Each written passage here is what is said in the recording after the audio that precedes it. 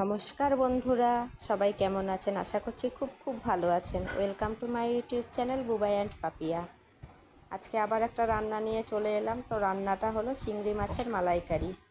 প্রথম থেকে শেষ অবধি পুরো রান্নার ভিডিওটা দেখতে থাকুন। আর ভালো লাগলে লাইক, শেয়ার, কমেন্ট আর অবশ্যই সাবস্ক্রাইব করে পাশে থাকবেন। তো প্রথমে চিংড়ি মাছগুলো ছাড়িয়ে ভালো করে ধুয়ে নিয়েছি। এবার মশলার জন্য নিলাম সর্ষে, গোটা পোস্ত, নারকেল ও কাঁচা লঙ্কা। এবার আমি মশলাটা মিক্সিতে পেস্ট করে নেব। তো পেস্ট করা হয়ে গেছে মশলা। এবারে আমি একটা বাটির মধ্যে চিংড়ি মাছগুলো নিয়ে নিলাম, তার মধ্যে মশলাটা ঢেলে দেব।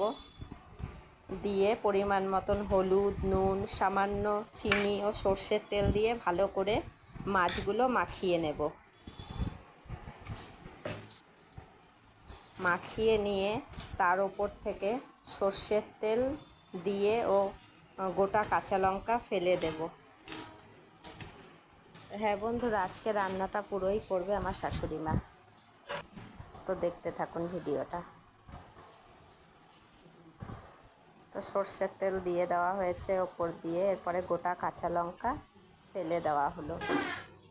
গ্যাসের মধ্যে একটা বাটিতে জল চাপিয়ে দিয়েছি, তার উপরে মাছের বাটিটা দিয়ে দিলাম একটা ঢাকা দিয়ে। তো 15-20 মিনিটের জন্য মাছটা হতে থাকুক। তো এবার হয়ে গেছে। তো ঢাকাটা খুলে দেখলাম খুব সুন্দর মাছটা হয়ে গেছে।